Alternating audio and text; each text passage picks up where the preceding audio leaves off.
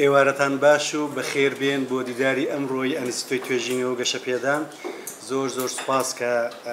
ئامادە بوون لەم دیدارەدا. دیداری ئەمڕۆمان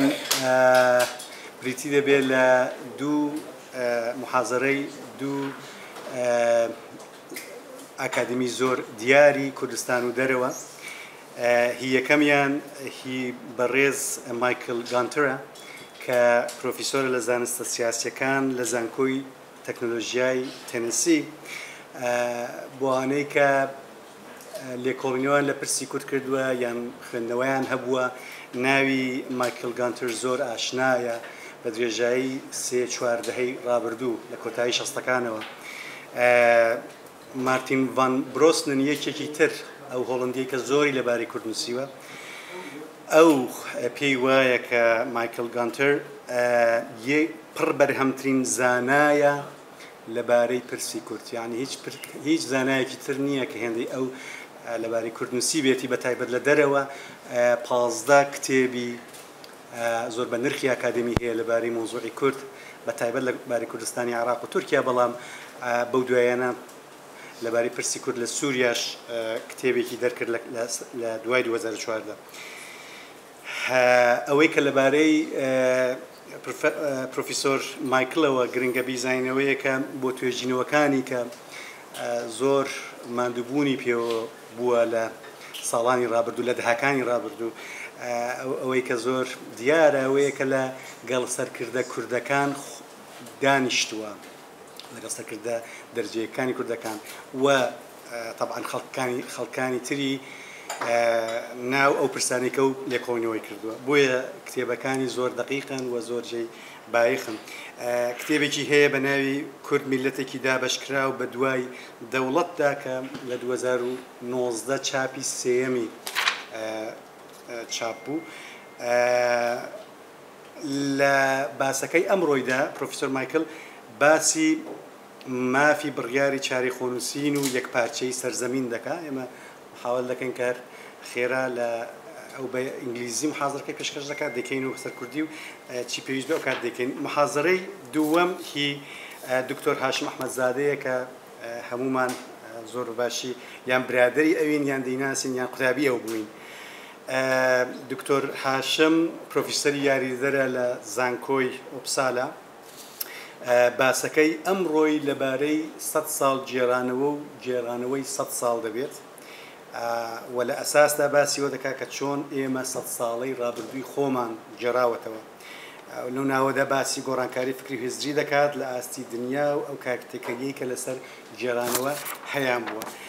ئێمە 20 دقیقە دەین بە هەرکام لەم بەڕێزانە و دوای ئەوە دەرگا دەکەینەوە بۆ پرسیار هە پرسیارێکە بێ و دوای ئەویش استراحەتێک وەردەگرین لە خوارەوە. زۆر سپاس. I'm very honored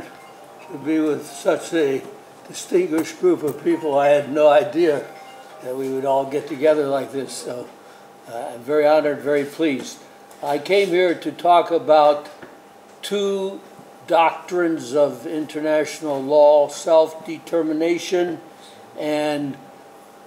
that's what the Kurds argue for, self-determination versus against territorial integrity. I'll be translating as we go forward. You want me to stop every once in a while? Absolutely. Thank you.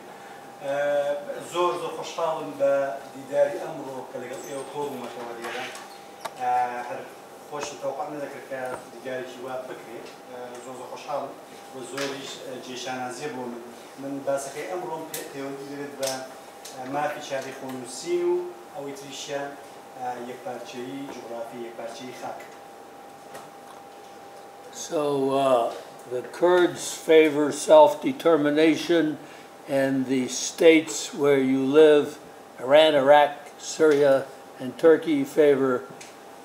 territorial integrity. Kurd خوی حضرت کما فی چاری خونوسی هبه لکاتک دکر فاتحه کرد تشوینه که سوریه تو عراق و ایران که آوان یجوان کان یک پارچه ازیان ده. And I examine international legal practice regarding the United Nations, Helsinki Final Act of 1975, various World Court decisions regarding former Yugoslavia and Africa, the international legal doctrines of sovereignty, state succession, and uti possidetis, which means territorial integrity, among others, to reach this conclusion that self-determination takes second place to territorial integrity. من سالارێکی زۆرم بۆ لێکۆڵینەوە تەرخان کردووە لە کۆمەڵێک وڵاتلەوانە یوگۆسلاڤیا شوێنی تر و تەنانەت جارنامەی ئەو یاسانەی کە لە UN-دا هەیە ئەوان خوێندووەتە و دوجار گەیشتومەتە قەناعەت کە مافی چارەی خۆنووسین دەکەوێتە دوای یەکپارچەیی خاک یعنی یەکپارچەی خاک گرتووترە لە مافی چارنووسی. So legally, you do not have much of a chance.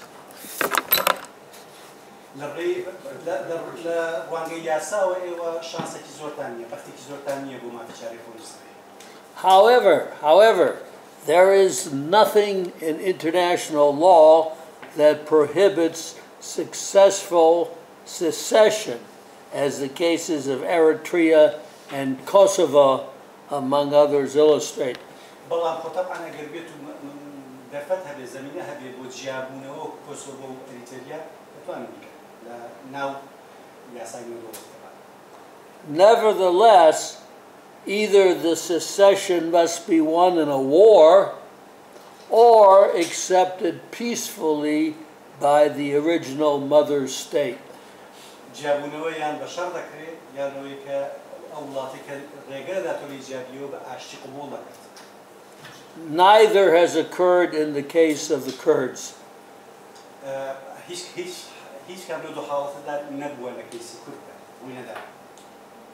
Now we have the doctrines of remedial succession and internal self-determination that offer some flexible interpretation here on the side of self-determination. Remedial secession and internal self-determination.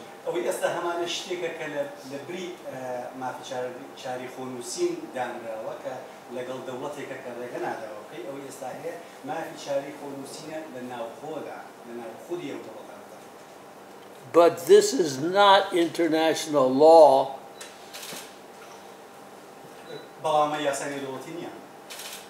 And in no way does remedial secession or internal self-determination constitute international law or in any way detract from my conclusion that territorial integrity takes precedence over self-determination.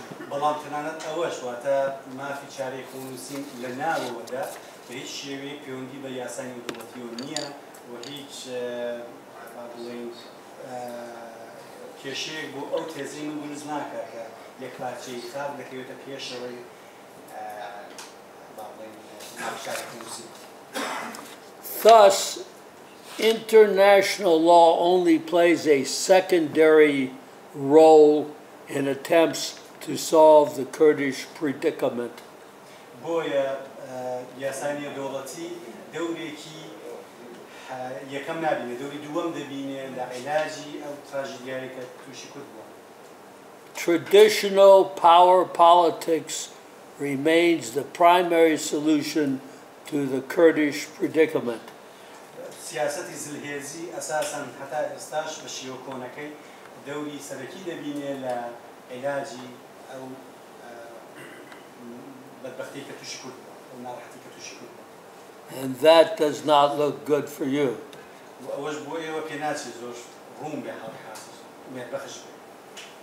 However, by successfully building rudimentary state institutions, the KRG has managed to stake a claim to autonomy and even nascent beginning statehood. دامەزراوانی کە حتانە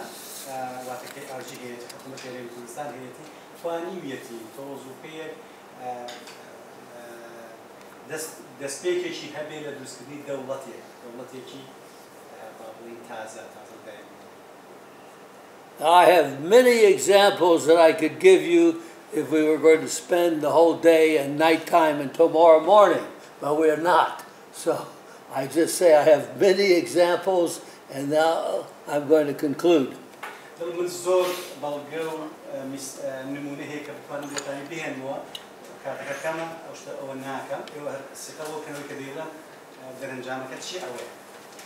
So again, what I'm saying is that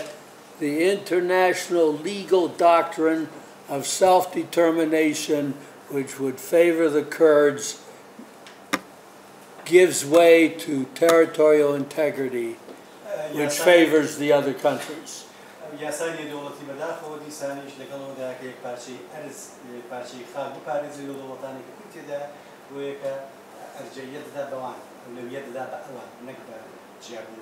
Now, give me just a few more minutes and I will tell you the good thing here.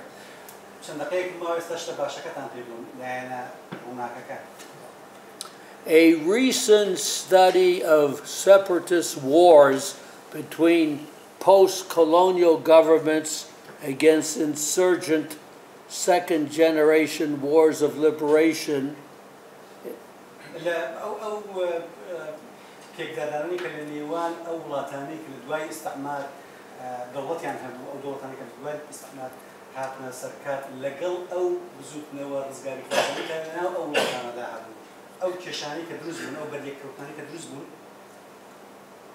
This recent study ends on a more optimistic note for the Kurds by arguing that the KRG has achieved partial success due to its own accomplishments.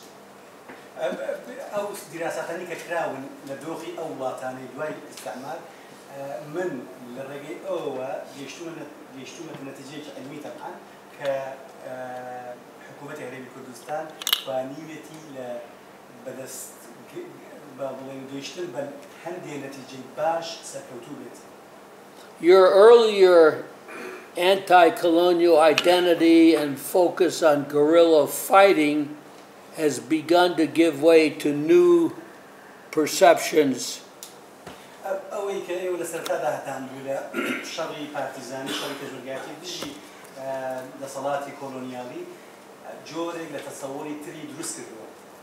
As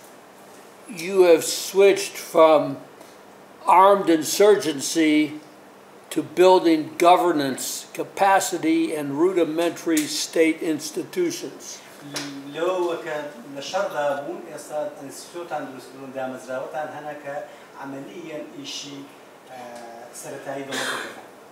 Commentators, experts, and policymakers have come to see governability, namely your ability to govern yourself according to international standards, as the path toward regional and global stability.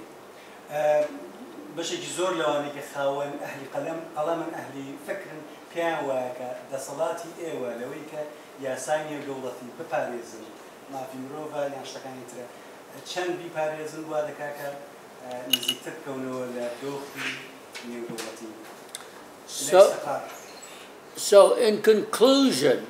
and despite the main findings of my paper, which, as I said, I could go on and on, despite the main findings of my paper that self-determination has to give way to territorial integrity, in effect, self-determination in some cases like yours is working because of your successful building of government institutions in the KRG that are respected and accepted by the world.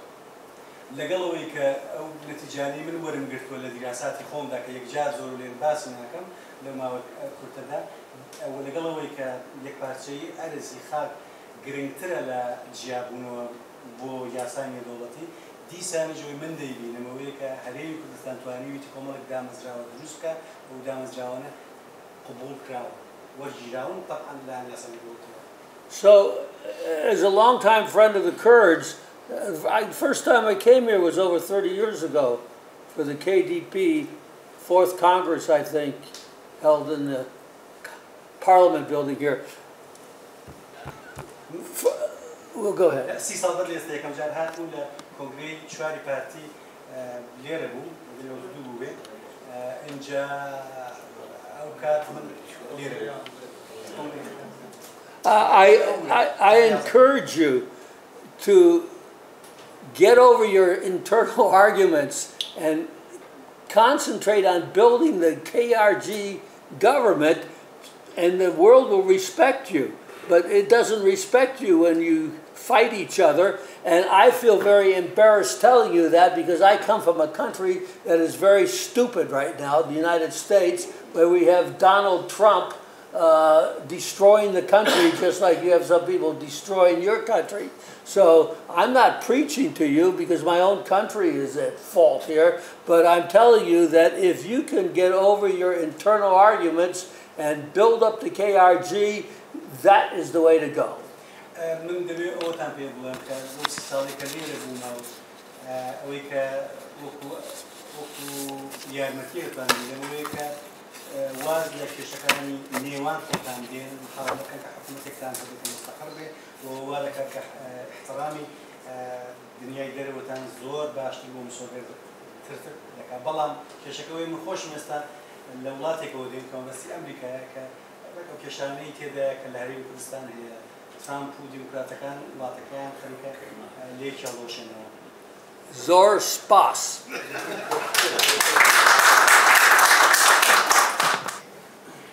چارەجی یەکەمی سەدەی بیستەم بۆ ئێمەی کورد چونچە ئێستا چارەجی یەکەمی سەدەی بیست و یەکەمین چەند بۆنەی سەد ساڵی تێدا بوو. سایسپیکۆ 2016 هەمان بوو، دوایە سێڤەرمان هەبوو 2020، ئێستا 23 لۆزان و چەندانی دیکەشمان هەبووە. ئەم بۆنانە وایان کرد کە من کەسێک کە لە بوارێکی ئەوەی بە زمانی ئەکادمیک پێی دەڵێن نێوان دەقێتی، نێوان بواری یا بە ئینگلیسی کراس دیسیپلینەری، ماڵتی دیسیپلینەری، ئینتەردیسیپلینەری، نێوانی بڵین زانستە جیاوازەکان کە تا ڕادێکی زۆر نێوانی سیاسەت و زانستە کۆمەڵایەتیەکان و ئەدەبیاتە بیر لەوەی بکەمەوەکو پسپۆرەتی خۆم. ئەویژەوەیە کە ئەمە لە 100 ساڵی ڕابردوودا بۆ هەموو 100 ساڵانە لە سایسپیکۆ ڕاتاکو ئێستا چەندەمان خۆ جێڕاوەتەوە، چەندە سەرکەوتو بووینە لە جێڕانەوەی خۆمان. گرنگی و باسی لەوەیدا کە ئەساسەن لە سەدەی بیستەمدا کە دەوڵەت نەتەوەکان ساز بوون هیچ مەجالێک بۆ جێڕانەوەی سەربەخۆیانەی ئێمە و کورد نەما، یعنی جێڕانەوەی ڕسمی یا فەرمی جێڕانەوەی و دەوڵەت نەتەوانە بوون کە ئەساسەن دژی ئێمە بوو. جا بە بڵین زۆری و کەمی لە و چوار وڵاتانە، بەڵام دوجار ئەمە بۆ خۆمان قەت نەماتوانین خۆمان بجێڕینەوە، بە تایبەتی لە سیستمی پەروەردەدا کە دەچێ خوێندنگا ئەمە هەر پێیان کوتین ئەمە بڵین ژیار و شارستانەتی تورکە، ئەمە ژیار و شارستانەتی ئێرانە، ئێرە عەرەبە، ئەو لای دیکە دوودانە عەرەب، و ئەمە لە باشترین حاڵەتدا لە وڵاتێکی وەکو ئێران قەومێکی چکۆڵە، قەوم بە مانای ئێرانەکەی تینستێتێکی چکۆڵە بووین کە کوڕەکان و کچەکانی ئێرانی بوون و دڵیشمان خۆش بوو بە پەهلەوی و بە سیستمەکەی، بەڵام لە ڕاستیدا وا نەبوو. دەی باشە ئەگەر تۆ ئەو مەجالت بە شێوەی فەرمی نەبوو بێ چۆن خۆت دەجێڕێەوە؟ لە زۆر وڵاتی دیکەش بە شێوەیەک لە شێوەکان هەلومەرجێکی ئەوە هەبووە. ئەم شێوە بڵین خۆجێڕانەوەی ئێمە لە دنیای پێش مۆدەرندا بە فۆلکلۆر و بە حەیران و بە گۆرانی و بە زۆر شێوەی کە هەمووان لەگەڵی ئاشنای دەکردرا، بەڵام لە سەردەمی مۆدەرندا ئەساسەن مەجالی ئەو شتانە نامێنێ، یعنی ئێمە چەندە تازە دەتوانین جۆ لە حەیران بگرین. ئێستا بە تایبەتی لەم ئێستادا کە قسە دەکەین ڕەنگە من مەسەن منداڵ بووم لە هەر لە منتەقەی موکریان 5-6 ئەیرانبێژم دەناسی، ئێستا زۆر کەمن، ئەگەر هەش بن جیلی من نا جیلی مەسەن منداڵەکانی ئێمە چەندە جوان لێ دەگرن، کەواتە لە سەردەمی مۆدێرندا شتێکی دیکە هاتە ئاراوە کە نێوی جێڕانەوەی هونەری بوو، چاچەوەکو چیرۆکی کورد چوەکو ڕوومان. لێرە من هەوڵ دەدەم دوو جەمسەری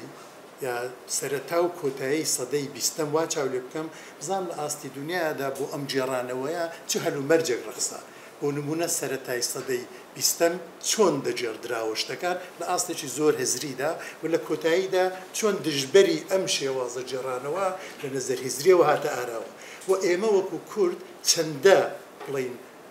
لەم بازاڕی بڵین پڕڕەونەقی فکری و هزریدا سەهممان هەبوو چەندە واقعەن توانیمان مەسەلەن ئێمە چەندەمان ڕوومان هەبوو چەندەمان چیرۆکی کورد هەبوو واگە هەمان بوو چۆن بوو ئەمانە بۆیە گرنگن چونچی ئەگەرە تۆ سەدەی بیستەم چاو لێ بکەی لە هەموو ئەو وڵاتانەی کە بەسەرمەدا حاکمن جۆرێک لە فەرهەنگ لە ئارادا بوو کە پێیان دەکوت فەرهەنگی زاڵ من لێرە ئەگەر وەختم هەبێت دواتر زیاتر باز دەکەم ئەوەم بۆیە دوای بڵین سەرەتای قسەکانم هێناوە زانایەکی ئینگلیسی وێڵشی بنێوی ڕەیمۆند ویلیامز ئەم بڵین تەرحەی هەیە لە ئاستی هەموو کۆمەلگایەکدا دەتوانێت کار بکات ئەویژەوەی کە لە هەر کۆمەلگایەکدا کە ئێمە دەژین ئێستامەوە دادنین کە کۆمەلگایەکی کوردی ئەگەرچی چواردانەیە زیاترین لە چوار وڵاتی جیاوازدا بەڵام خۆمان بە کۆمەلگایەک دادنین هەر بۆ زەرورەتی باسەکە دەکرێت یەکیش دانین سەن باشوو دانین ڕۆژهەڵات دانین و ڕۆژاوا و باکووریش فەرهەنگێک هەیە فەرهەنگی زاڵە لە هەر کۆمەلگایەکدا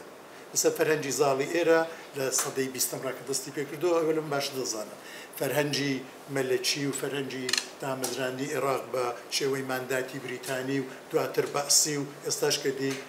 فەرهەنگێکی دیکە ئەم فەرهەنگە زاڵە ئەساسەن لە هەناوی خۆیدا چ لە بواری پێکاتەکانی نێو فەرهەنگەکە و چ بۆ ئێمە کە زۆر سەر بۆ فەرهەنگە نین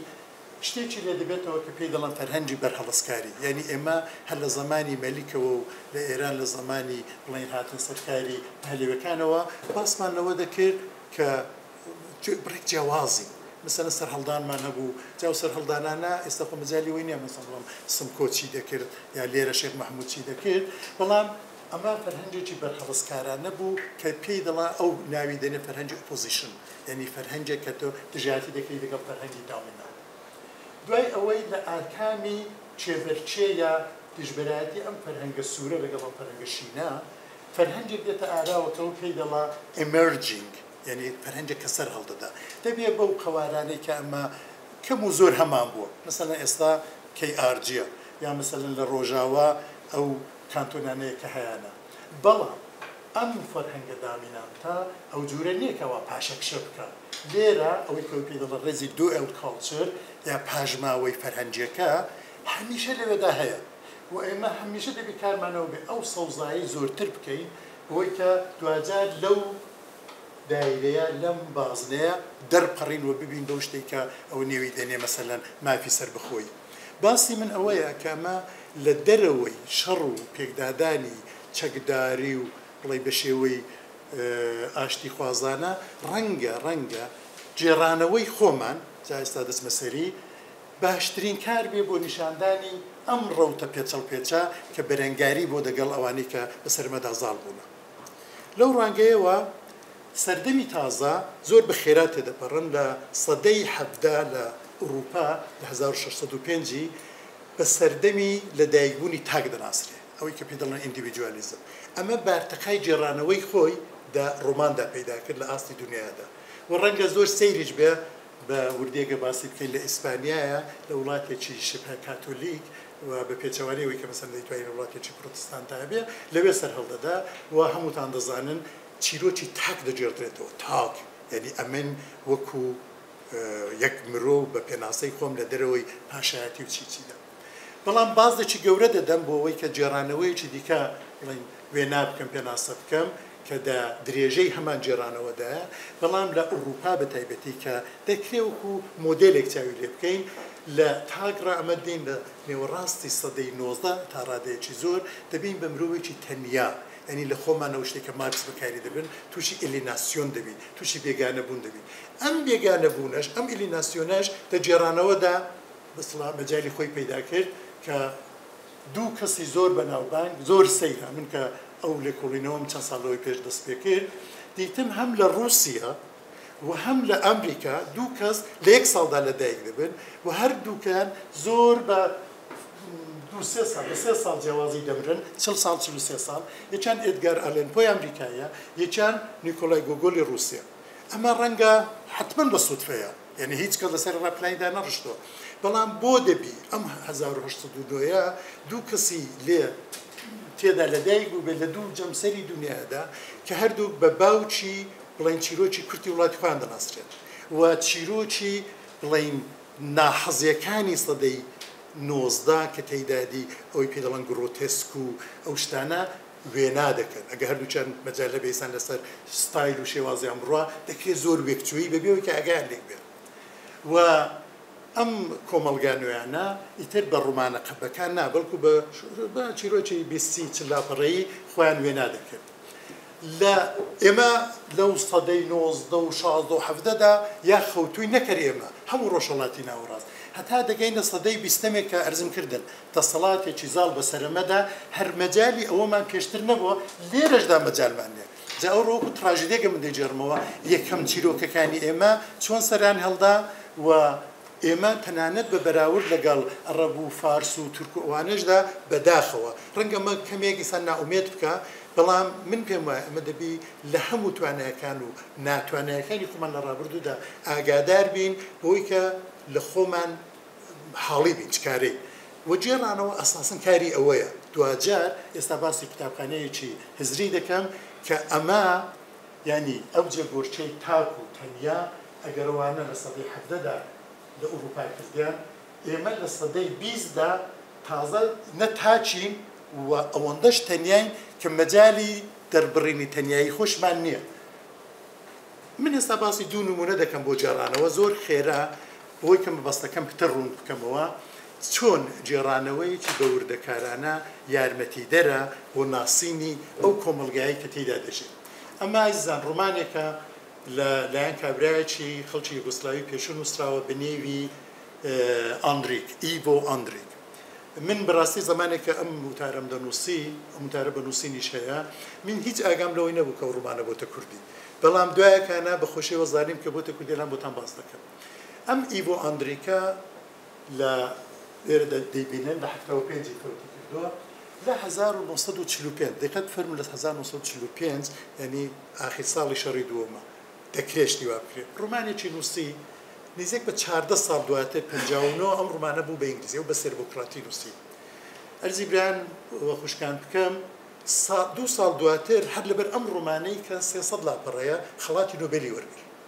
یعنی من دەتوانم ساعتا باس بکەم کە ئەو ڕوومانە بۆ خەڵاتی نۆبێل نابێت لە زۆر نەزەرەوە بەڵام دەتوانم پێشە ڕۆژان باس بکەم کە دەبێ ئەم تایبەتمەندیانێت چین بەداخەوە من لەلام فریا ناکەم ومایان باس بکەم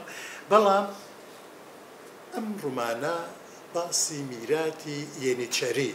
یا ئەو سیستمی عوسمانیەکان کە لە وڵاتانی دەزان ئەم ڕوومانە باسی ساڵانی کۆتایەکانی سەدەی 16 دەکات تاکو و سەرەتاکانی سەدەی 20 کۆتایەکانی سەدەی 16 ئەو دەمێک کە عوسمانیەکان دێنە ڕێی ئوروپا و لەو ناوچەی مستەقەر دەبن تورکان دێن باشە سیستمێکیان نەبوو ئیمپراتۆری عوسمانی و هەموو بیستوتانە یێنیچەری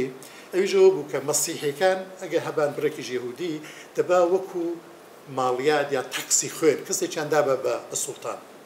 و مەجبور بوون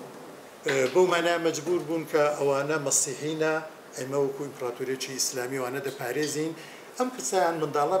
زۆر جار لە خوارەوەی 10 ساڵی هەڵان دەگرت جا لەو ڕوومانیدا زۆر بە وردی باز دەکرێت چۆنان هەڵدەگرتن ئەسپێک سەوەتێک لەولایە سەوەتێک لەولایە منداڵێک لەولایەدا منداڵێک لەولایە سەریان لە دەرەیە یەک جار دڵی وێنەیەکی بڵین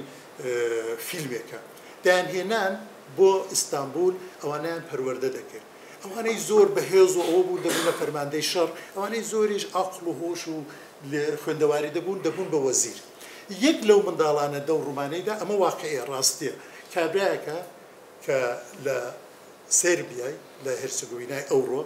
دەیبەن مەسیحیە منداڵ دایکی وە دوای دەکەوێت بە دایکە نیگەرانە کە منداڵەکەی دەبن هەتاکو دەگاتە سەر سنووری دەریناکە ڕووبارێکە لەوەی تر ناتوانێت دوایکەوێت چونکی چۆمەکی گەورەیە یەک بۆت یەک بڵێن بەلەمی لەیەکە سەرباز عوسمانیەکان کە بە ئەسڵ بوون ئەوانە دەباتە ئەو بەری ئەمە لە زێنی ئەم کوڕەدا دەمێنیە کە دوای دێت لە ئیستانبول دەبێت بە وەزیر محەممەد پاشا سۆکۆلۆڤیچ لە 1570کاندا دایکەم کەوە دوام کەوت دەدان خوداگایدا لەبیرێتە لەسەر دەرینای پردێک ساز دەکات ئەم پردە هۆکاری ئابووری و سیاسی هەیە دوو بەشی بڵین سێربیا و هەرسەگۆڤینا ئەوانە بەیەک وەسڵ دەکات 1001 فاکتۆری دیکەی لە پشتە لەم ڕوومانەدا ئەم پردە شاهیدی 400 ساڵە بۆ گۆڕاکاریەکە ئارگومنتی من ئەوەیە ڕوومانێکی ئەو جوورەکە ئەو لێرە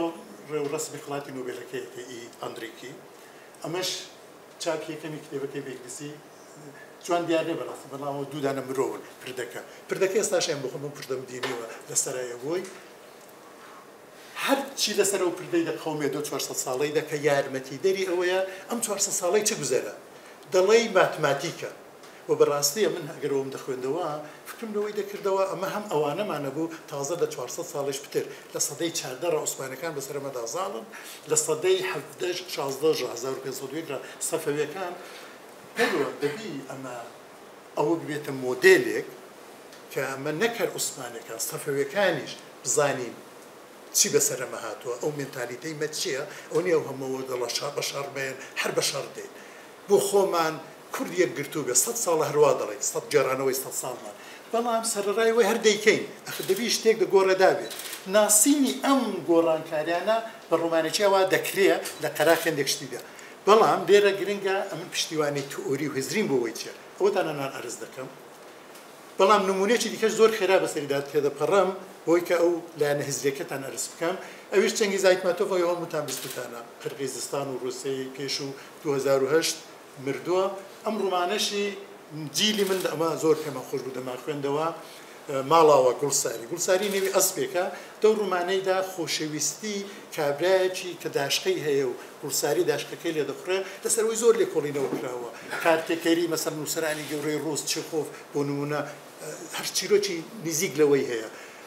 بەڵام مەبەستی من لێرەدا زۆرتر ئەوە بوو کە ئەسپێک وەکو نمادێکی زۆر تایبەت لە مێژوودا لە وڵاتێکدا تۆ بێنی وا بیجێڕەوە کە کارکتێرەکەی تەنەبای بەکەسۆف وها جیرۆدەی و ئەسپەیەدا کۆتایی ڕوومانەکەیدا دیالۆگێکیان هەیە کە ئینسان حەز دەکا خۆزکە ئەمە هەموو چۆن تەنەبای ئەسپەکەی خۆش دەویست لە وڵاتی خۆشمان بزنێک سەگێک پشیلەیەک ئەسپێکمان خۆشویست بە بەتایبەت ئێمە وەکو کورد هەمیشە حەزمان لە ئەسپیش بووە یعنی بەڕاستی ڕۆڵی ئەسپ لە مێژوودا مەسەلەن لە ئەسکەندەری گەورەڕا کە دەزانن دنیای فەتح کردووە بۆ سیفالۆ هەتا لە ترادیسیۆنی ئاینی خۆماندا بوڕاق و دڵ و لە میتۆلۆژیە حەماسەی ناوچەی خۆماندا ڕەخشی ڕۆستەم و ئەوانە لێرەدا تۆ دەجێڕانەوەیکی زۆر ئاساییدا ئەینێ ئەو شتانەت هەیە بووە چونکی 2000 خوێندنەوەی ئەوانە چ لە ئیسرائیلەکان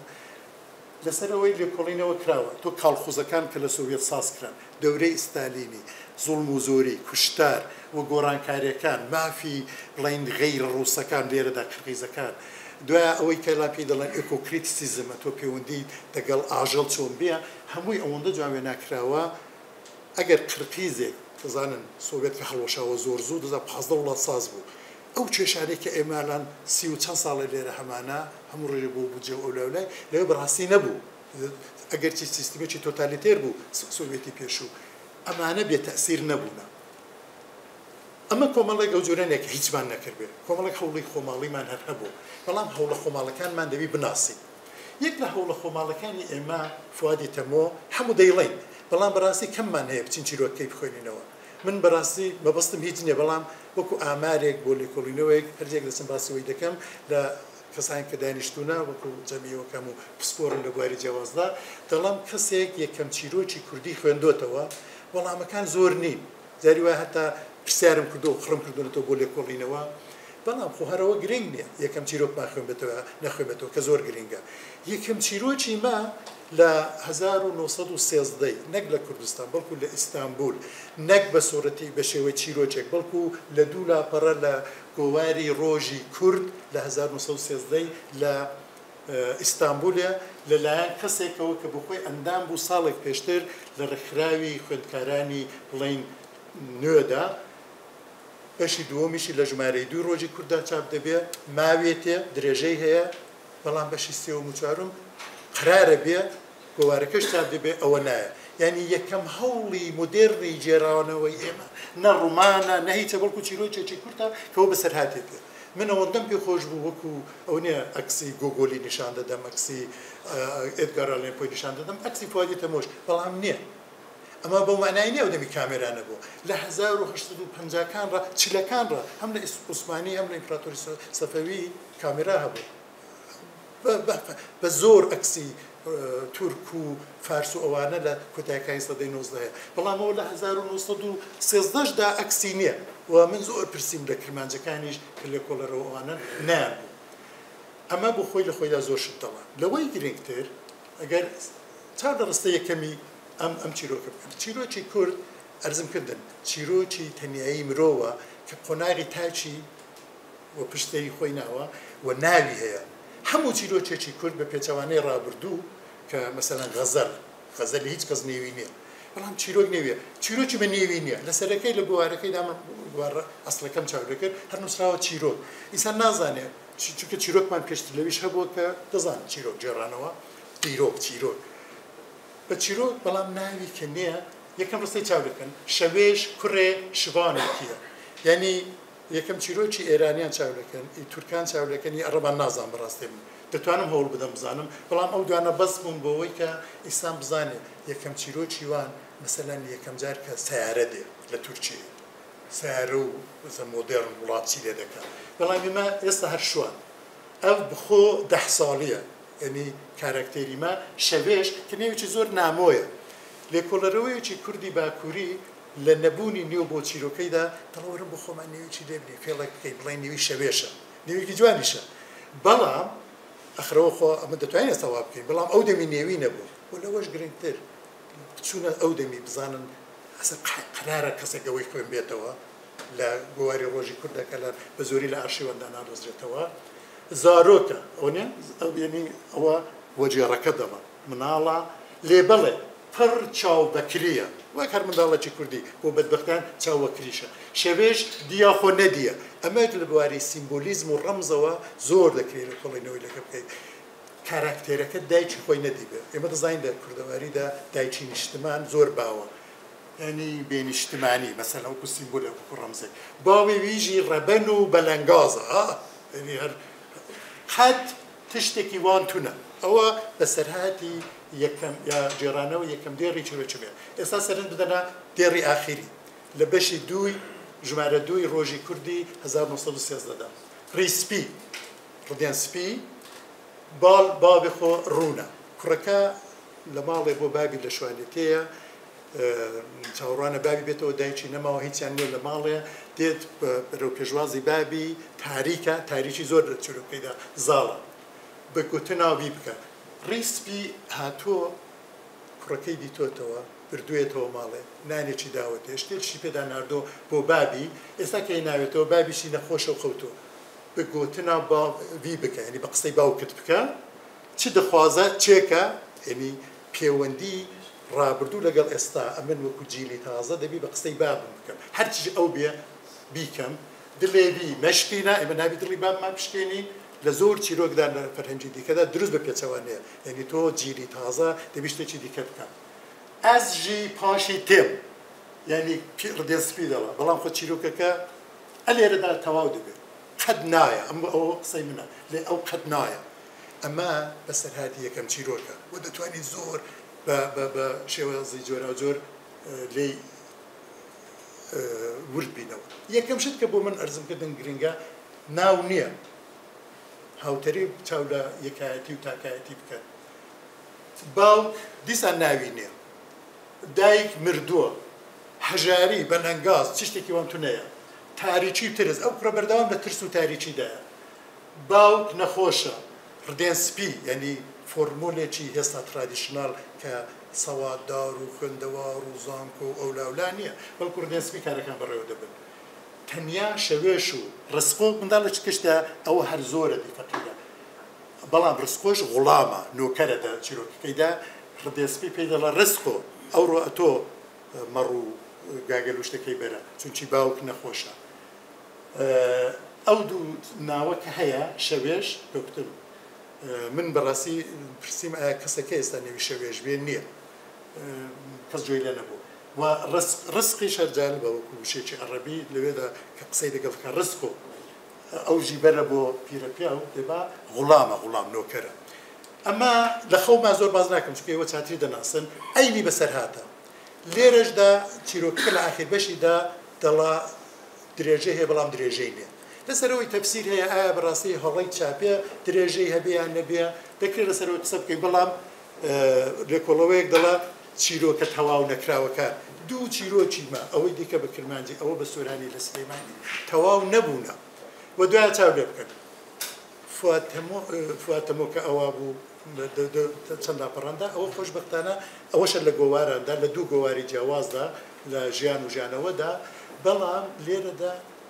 هەر لە سەرەتاوە خدا و خێری جێڕەیە کە ڕستەیەکە دەکوێنەوە دەبینی بە خەونێکەوە دەجێڕێتەوە چێ دەزانێت ڕەنگە جەمیل سایب ئەسن نەیوێرابێ بەڵام منەوە ئەو شتانە دەڵام وە سەیر و سەبەرەی ڕۆژگارانەوە یەکەم چیرۆکی مۆدێرنی کوردی لە باشووری کوردستان دژی دەسەڵاتی کوردیە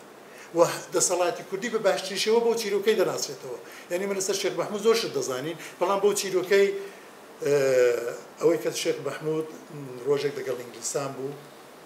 ڕۆژێک لەگەڵ تورکان بوو ڕۆژێک لەگەڵ دەسەڵاتداران و مەلایانی ئێرە بوو ڕۆژێک لەگەڵ ئۆزدەمیری بووچی هەمووی دەو چیرۆکەیدا دیارە و بە شێوەیەکی تاڕادەیەکی بە باوەڕی من سەرکەوتوانش ئەو باسانەی کردووە جا ئەگەر هەمووی وردەکارەکان چاو لێ بکەین پرسێکی گەورە لەو چیرۆکەیدا جاسووسە کابرای چەندەڵە جاسووسی بۆتە نەخۆشێک بڵاو بۆتەوە یعنی تۆ دەسەڵاتێک لە 1920ەکان هەتا کابرا لە شارێکی کە ڕادێتە سلێمانی بە جورمی جاسووسی دەیگرن جاسووسی یعنی هێشتا دەوڵەتی یا دەستگای مۆدێرنی ئەو سەردەمی نەبووتە حەسانەوە هەر کەسێک قسەیە بکە دەیگرن ئەمە هەوڵێکی دیکە بەڵام بە فارسی ئەو هەوڵم بۆ لێرەدانا لەبەرەوەی کەەوەش بەشێک لە جێڕانەوەی مەیە بەڵام بە زمانێکی دیکە کوردێکی خوێنشیرنی کرماشانی بەنێوی مەسووری یاقوتی لە 1970 ئەم گوڵخاسەی دەنووسەیە گوڵساریتان لەبیر بێ ئەو نێوەش گوڵخاس دیسان هەر لەسەر ئەسپێکێ ئەگەر ئەمە بە کوردی با و یعنی مەبەستمەوە نیە گەرەوە بە کوردی با ئێستاما سەربەخۆ بووین بەڵام هەلومەرجی ئەو بڵاوکردنەوە چاپکردنە هەبا ئەوەی کە پێی دەڵێن ئەوەی ڕیمۆند ویلیامزی پێی دەڵێ ماتریالیزمی فەرهەنگی ئەمە لە وەزێکی دیکەدا دەبووین بەڵام بەداخەوە ئەوەش خۆ هەر بە کوردی هەر نییە بەڵام جوانەکەی دەوەیدا کوردێک دیسان لەسەر ئەسپێک و بێچوونێکی سەیر لە ناوبەری مەسووری یاقوتی و چێخۆفیدا هەیە لێکۆڵینەوەیەک سەربەخۆ کراوە کە دەڵێی چێخۆفی ئێرانی پێ دەڵێن ئەوە خۆناڵم کورد بە فارسی نووسێت چێخۆفی ئێرانیە و دوو چیرۆکیان لە کنێکدانەوە هەم ئەوە هەم چیرۆکێکی بڵین چێخۆفی دیسان بتوێژ لەگەڵ ئەسپ ئەو ئەسپەش دەمرێ و بە مردنی و ئەسپەی سارە هاتوونە ئیتر دنیایەکی سەنعەتی کەمە ئەساسەن بەشێکمان پێوە نییە بەڵام هەوڵێکی خۆش دڵخۆشکەر ئەوەیە کە ئەو پردەی کە من کوتم 400 ساڵ شاهدی ئەو ڕووداوانەیە ئێمە ئۆسکارمانمان لە بیرەکە مامۆستای مساوی کردوتەوە لەوێدا چیرۆکە کوردیەکان بیتە کوردیەکان زۆریان بڵێن نووسراونەتەوە یەک لەوە قەڵای دمدمە کە هەر بە ئاستەم فرسەت دەبێ و شتێک دەنووسرێتەوە بە دوای دادێ دواوی ئەڕەبشەمۆ لە 1950کان قەڵای دمدم دەنووسێ کە دیسان سەیری ڕۆژگارانەوەی مامۆستای من پێشەچی بۆ دەنووسێن دێکشتی بۆ ڕاز دەکاتەوە نزیک بە 30 ساڵ دواتر لە ڕۆژهەڵاتی کوردستان خانمێک بنێوی نەسرین جەفەری کە ئێستا ژماوە گەنجە بڵند و نەوی دەنووسێ هەر درێژەی قەڵای دمدمە ئەو ژنەی کە دێتە دەرێ و دوایەکانە مامۆستای من لە کۆتایی پێشەچەکەی بۆ ئەڕەبشەمۆی دەڵا خۆزگە کەسێک سۆراغێکی ئەو ژنەی دەگرت لێرەدا سۆراغی گیراوە وەلەوی پێ 3 ساڵەوە پێش سەید قادری هیدایەتی لە بۆکان بەردینە دیسان هەمان چیرۆکە بە زمانی چی بە زمانی بیتەکان و زمانی مۆدرنی ئێستا من پێشنیار دەکەم وەکو خاکەڕایانە هەمووتان ئەو کتێبە پەیدا بکەن بەردینە بخوێننەوە بۆی کە بزانن ئەو ڕۆتە لێوەڕا چۆن هاتووە و بڵین قەڵای دمدم تا ڕادەیەک جێگای ئەو پردەی دەگرێتەوە کە شاهدی چ بەسەرهاتێک بۆ کوردان بەڵام نەگەی 400 ساڵ هەر لە 400 ساڵەکەی ڕاوەستاوە هەر لەوێ ئەو دەمیکە دژی شعباسی سەفەوی شەڕەکە کراوە چەند ئەنجامی خێرا بەر لە ئەنجامی خێرا ویستم یەک شت بڵم ئەویش ئەوەیە کە من باسی ڕیمۆند ویلیامزم کرد سەرەتای سەدەی بیستم کە سایکس پیکۆ و سێڤغۆ و سیڤەر نازانم لۆزان و چی لە دنیادا هەم لە رووسیا هەم لە ئەمریکا خوارێکی هزریش لە ئارادا بوو لە رووسیا کۆمەڵێک خەڵک کە مەسەلا شێکلۆفسکی ئاخنباوم هاتن کوتیان کاکە ئەم شتانی ڕابردوو بەکاردایە ئەمە دەبی دەقێکمان هەبێت لە ڕووی ئەو دقەی وەکو ماتماتیک بیخۆینینەوە بزانین چاچی و خراپەکەی چییە لە ئەمریکاش هەر دەورەیدا لە بیستەکانی سەدەی بیستەم شتێک کاتە دەبنێوی ئەمریکا نیۆکریتیسیزم سەیرە جەمسەری رووسیا زۆریشان ئاگال لێک نەبوو واقعا ئاگال لێک نەبوو چونچی هاوکاتن تقریبا ئەوانیش ڕەخنەی کۆنوەلانێن دەق زۆر گرنگە دیساندین بۆ کۆتایی سەدەی بیستەم هەم لە رووسیا و هەم بە تایبەتی لە ئەمریکا رووسیا کە دەزانن کۆتاکانی سەدەی 1990ەکان ئەسان دنیا تێکچوو لە سۆڤێت ڕووخا لە بریتانیا و لە ئەمریکا دوو ڕەوتاتە گۆڕێ ئەوەی بریتانیا هەرەوە ڕێمەند ویلیامزە بوو کە دەزانن ئەو مارکسیست بوو سۆسیالیست بوو بەڵام چەمچێکی سەرەکی مارکسیزم کە ماتریالیزمی تاریخی بوو هیستۆریکل ماتریالیزم ئەو هێنای بەڕاستی گۆڕی کردی بە کاڵچرال ماتریالیزم لەبەرچی لەبەرەوەی کە کاکە هیستۆریکل ماتریالیزمی چی ئەم شتە کولتوریانەکە من کوتم ئەو چیرۆک و ئەو جێڕانەوانە بدە بە من باسی هەبوون و نەبوون و چۆنبوونی ئەو خەڵکت بۆ دەکەم لە ئەمریکاش هاوکات لەگەڵەوەی کابراایك بنێوی گرین بلاتس ئەینی قوتابخانە کاکە دەق وەلانێت بە تەنێ دەق چارەسەری شتەکان ناکە ئەمە دەوی بزانین دە چ بەستێنێکدا دە چ دیسکۆرسێکدا دە چ مێژوویەکداوە نووسراوە گرین بلات هەمان تئۆری و هەمان باس بەڵام ئەمریکایی هێندار حەز لە ماتریالیزم و کاڵچەر و شت نییە نێوان نیو هیستۆریسیزم قوتابخانەی تازەی مێژوو نووسی بە چ مەعنا بە معناوەی کە ئەوڵەدا ئەرزم کردن ئەمە کە مێژووی ڕستی فەرمیمان نێدی چی بکەین بە کەوری کوردی قڕیچەوە سەری خۆ بکەین گرین بلات جوابی هەیە دڵە بڕۆن چیرۆکەکانتان بخوێنەوە بڕۆن چاو لە حەیرانەکانتان بکەن لە مێژووی شفاییتان بکەن بەڵام من چی باسی 100 ساڵە دەکەم حەیران و شر لە کارکەوتووە بڵین مەجای نەماوە ئەو وەزی چیرۆکمان بوو وەزی ڕوومان دەکرێت بە شێوەیەکی دیکە باس بکرێ نیو هیستۆریسیزمی گرین بلادی کاڵچرال ماتریالیزمی ڕێموند ویلیامزی بە باوەڕی من دوو بڵین بەستێنی هێزری بەهێزن بۆ ئەوەی کە ئەمە لە خۆمان حاڵی بین و ئەنجامی ئەو جورە کە من بە پێی وردەکاری وتارەکەش ئەم بەسەر هاتە 100 ساڵەیە ئەگەر لە بواری جێڕانەوە چاوی دە بکەی لێر و لەوێ چەند نمونەم کورد نمونەی دیکەش هەن بەڵام بەڕاستی لەبەر زۆر هۆکار لە قەدەر ئەو تراژێدیای کوردیدا نییە یعنی ئەگەر پردەکەی سەردەرینای کابرای یوگۆسلاوی کوتم ئەو 400 ساڵی ئەوە وردەکاتەوە ئەمە هێشتاش ڕوومانێکی بەو مانایە کە 400 ساڵ و 600 ساڵ سەفەویەکان و عوسمانیەکان وردکاتەوە نیمانە دوای هەر بەپێی مێژووخوازی نوێ بڵێن نیو هیستۆریسیزمی و بەپێی کاڵچرال ماتریالیزمی تازە داینێن هەشمانە ئەمە کوتم ئەو چیرۆکە یەکەم کاوی فواتەمە ئاماژەم پێکرد هەوڵێکی زۆر دراوە دوای بکرێتە ڕێنووسی کرمانجی دەبێت سەرەتا بە ڕێنووسی ئارامی وەکەوەی کوردی ئەمە نووسراوە کە ئەگەر چاوی لێ دەکەی دەڵی خەتی کوفێ بەڕاستی لە ڕۆژنامە ئەسڵەکەی یعنی نەخوێندراوەتەوە و ئێستاش کەمتر دەخوێندرێتەوە و ڕوومانەکانیشمان هەرە جوورە بەڵام ئەم هەوڵانەی کە هەنا دەبی وەبەستی من ئەوەیە کە ئەو وشیارێدا وەکو نەتەوە دەمەدا هەبێ کە بزانین ڕۆمان و چیرۆک و ئەوانە شتێکی لوکس و ئیبێکارێ و قەراغ ئاو و نازانم کە بێکارین بەخوا چیرۆکێکی خۆشە ئەوە نییە بەشێکە لە مێژوو ئەمە مێژووی ڕسمیمان نییە تەنانەت مێژووی ڕسمی ڕابردوشمان هەر لەبەر هەلومەرجی زۆر تایبەتمان ئەگەر شەرەفخانی چاولەکەین هەر بە کوردی نییە یعنی 400 ساڵێک لەوەی پێش شەرەفخانی بدرسی کە مێژووی کوردی دەنووسێ و یەکەم مێژووی تەواویشە بە فارسیە دیسان دەی ئەوە خۆ نابی خۆ بکوژی من لێرەدا دەمێ شتێکدان ئەس بکەم بۆ خۆم زۆر ڕەشبین دەبم کە شتانەوە ڕێز دەکەم بەڵام قسێکی زۆر بە ناوبانجی ئەنتۆنیۆ گرامشی شۆڕژێڕی ئیتالی کە هەموو دەیناسن ئەو ڕێموند ویلیامزەی کە باسشم کرد زۆر لەجێر کارتێکەری گرامشیدایە دەزان ڕێبەری حیزبی کۆمیستی ئیتالیا بوو دوایەوە لە زیندان ئازادکرا فاشیستەکان ئازادیان کرد دوای چەند ڕۆژێک مرد مێژووی وانیش بە تایبەتیەوە لە ڕوانگەی چیناتیەوە کە خەباتی دەکرد زۆر کێشەی تێدا بوو شتێک دەڵا لە دواری هیزرەوەگە فکری لێ دەکەمەوە زۆر ڕەشبین دەبێت من بەڕاستی ڕەشبین دەبێت ڕەنگە ئێمە هەموو ماوە کورد بەڵام لە دڵ دەبی خۆشبین بێت جا ئەم ڕێن کۆنتراستەی دڵ و مێش بڕێک ئاسان نییە ئێسان چۆن دەگەڵ ڕفتار دەکا بەڵام دوجار چارەیەک نییە خەیرەز گەشتبینی و بەدڵ حەزکردن لە شتێک ئەگەر قرارە بمانێت ئازاد بین تەناو هەموو دەردەسەری و بوجەهات و نهاتە بەکار نایە ئەم جوورە شتانە کە پەریان پێ بدرێت یارمەتی دەردەبێ بۆچی بۆی کە زەمان و یا وەختی بوونی خۆمان چ لە ڕابردوو چ لە ئێستادا وەک گرین بلاس دەڵا هیستۆریسایزین یعنی بیخەدەنی و مێژوو بزانە بۆ وای لات کە ئەوانەمان کرد ئەم دەقە دەبێت بە مێژوو حتاگە چیرۆکی فواتەمە بێت و ئەگەر ئەو دەقەبوو بە مێژوو دوامە دەقەکە بە شێوەیەکی مێژووی دەخێنینەوە بە زۆر دڵتەنگ نابین کە هیچمان نێ و بەدبەخت و ماڵوێرانین ئیتر لێرەدا هێوادارم زۆر توولانی نەبوو قسەکانم سپاسان دەکەم بۆ جۆگرتن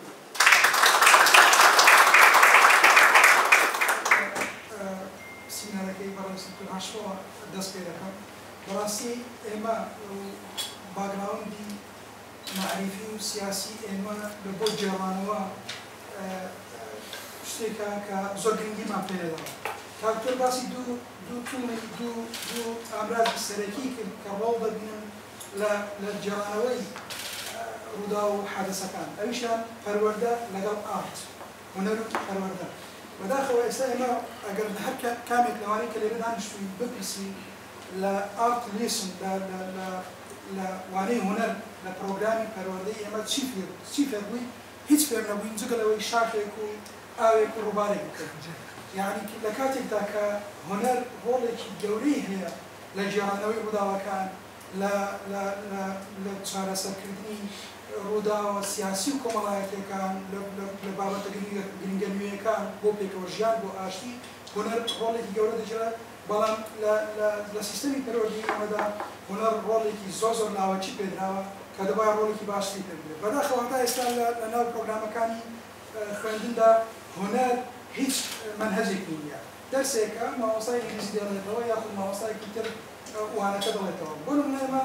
ئەگەر بگەڕێنەوە بۆ ڕووداوێکی مێژوویی لە ساڵی 1970 و 1970 کاتێک هیتلەر دەیەوێت تەقدیمی پەیمانگای هونەرە جوانەکان بکات لە ڤێننا وەرناگرێت زۆربەی لێکۆڵەرەکان قسە لەسەر ئەوە دەکات وەرنەگرتنی هیتلەر لە پەیمانگای هونەرە جوانەکان بووە هۆی ئەوەی کە هیتلەر کەسێکی ئەو کەسێکی دیکتاتۆر و خوێنڕێژی لێ دەرچێت و ئەو هەموو خەڵکە ئەو هەموو ئینسانە بکوژێت ئەگەر وەری بجرابایە لەوێ ڕەنگە هیتلەر کەسێکی ئاشتوازی لێ دەرچوایە بۆیە ئێمە ناتوانین ڕووداوەکانی خۆمان بە جوانی بجێڕینەوە لەبەرەوەی پەروەردە و سیستەمی پەروەردەی ئێمە لەو بوارە سەرکەوتوویە و فێرمان ناکات کە ڕووداوەکانی خۆمان بجێڕینەوە بە شێوەیەکی باش و بە شێوەیەکی چاک ئەمە خاڵێکی تر کاکسەرۆ ئاگادارە ئێمە هەرتووکێکمان نووسیوە لەسەر نردنی هێزی پێشمەرگەی کوردستان بۆ کۆوانێ بەڕێزان نردنی هێزی پێشمەرگەی کوردستان بۆ کۆوانێ یعنی دەستکەوتێکی زۆر گرینگە لە پاڵ دەستکەوتەکانی تر یعنی هەندی ڕاپەڕینەکە گرینگە هەندی ئەگەر بڵین دەستوری عێراقی دەستکەوتە بۆ ئێمە هەندی ئەوە گرینگە کە بەهۆی یەکڕێزیەوە کورد توانی هێز ڕەوانەی دەرەوە بکە بۆ یەکەم جار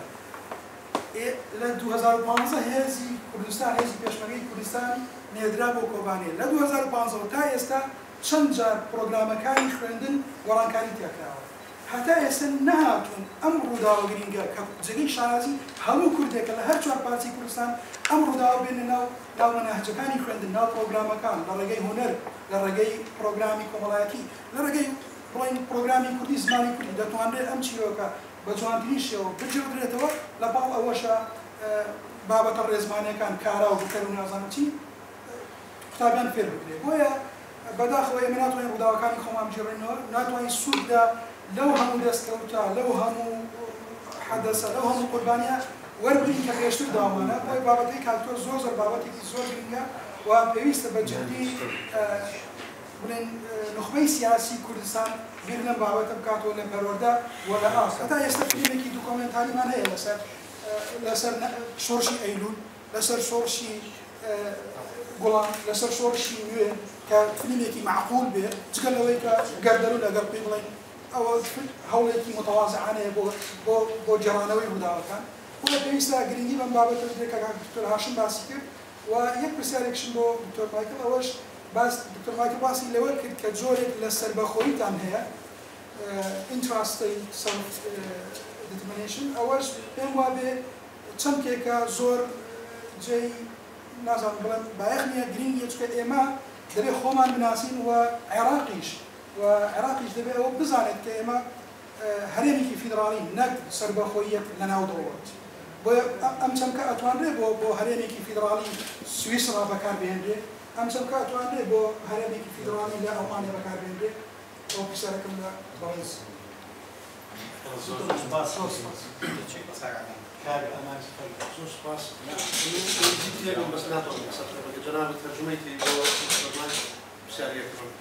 سەرباری هەموو شتە ڕەشبینیانەی کە باسی کرد بەداخەوە ڕاست من کێشەیەکی ترێ بوو کوردێ ئێمە ئەو هێزانەی کە داگیریان بە میلەتەکانی کە عەرەب بێ تورک بێ یا عەجەم بێ بڕوایان بە نە دیموکراسی هەیە نە مافی مرۆڤ